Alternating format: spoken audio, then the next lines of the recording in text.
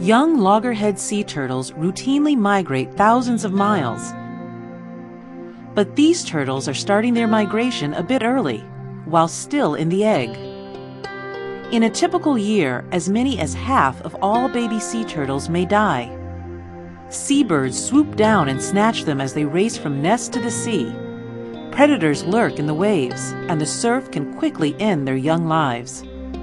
Now, a giant oil spill awaits them in the Gulf of Mexico. So biologists decided to take a risky step and move more than 70,000 turtles away from the Gulf to the Atlantic coast of Florida. This is the largest attempt of its kind.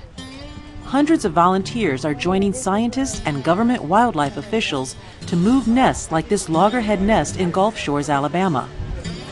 This is an unprecedented plan, and it is based on the best science on what we need to do for these turtles at this time, because to release them now would be even riskier as they go out there and then they have to encounter the oil. Though they'd usually hatch in the Gulf, these little guys won't be in completely unfamiliar habitat. There are loggerheads in the Atlantic, and many of these hatchlings, if they were to go from here in a normal season, they would end up in the Atlantic. It's a risky operation. Previous attempts at animal relocation have, at best, a mixed record. But backers say the hatchlings would almost surely die in the Gulf. We're giving it the best chance they can have for survival. Of course, the turtle is an air breather. They have to come up for air at some point. And when they come up for air, we just hope they don't come up in oil. I mean, if we let them go here. But if they go into the Atlantic, they're going to make it, hopefully. Just surviving the trip to finish incubation at Kennedy Space Center in Florida isn't assured. Turtle eggs are delicate, and there's several moments in time where it's less risky, and the first time is when they're first laid, where the eggs are still pliable and they're still floating around inside the egg.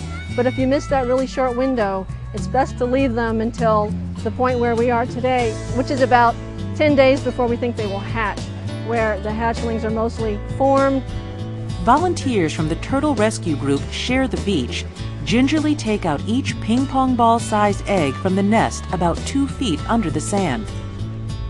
One rescuer draws lines with a grease pencil on top of each egg to show which side was up in the nest. The other lifts each out and softly tucks it into a sand and egg-filled cooler, carefully keeping it in the same position from the nest. The young turtles can drown in fluid in the egg. Temperature shifts or vibration can also kill the turtles. The nest is far enough from the water that no oil has reached it, but Ingram says the oil's effect would likely be lethal for young turtles. Their food source, which is microorganisms, whether it's plankton or zooplankton, jellyfish, crustaceans, they're all being affected by the oil also, and so their food source is limited, as well as the chemicals in the water. After placing all the eggs in the coolers, biologists loaded them on a special air-cushioned van for transport. The Institute for Marine Mammal Studies in Gulfport, Mississippi knows firsthand the oil's danger for turtles. It is caring for injured turtles found in the Gulf.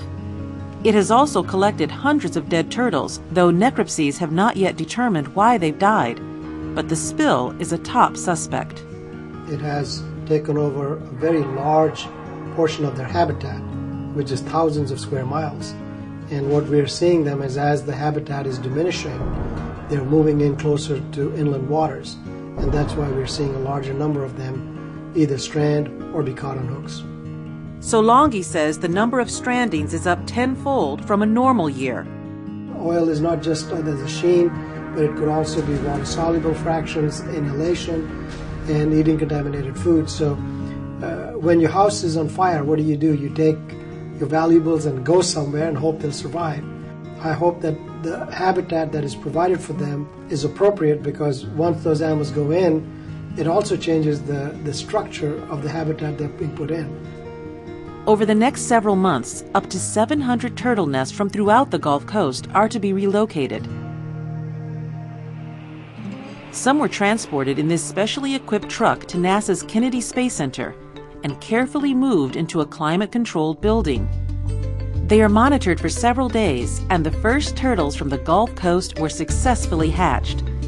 22 Kemp's Ridley turtles were released on the beach at Canaveral National Seashore. This video was taken with night vision cameras because bright lights could disrupt the turtles' migration into the sea. The researchers and volunteers hope this scene will be repeated many more times in the coming weeks.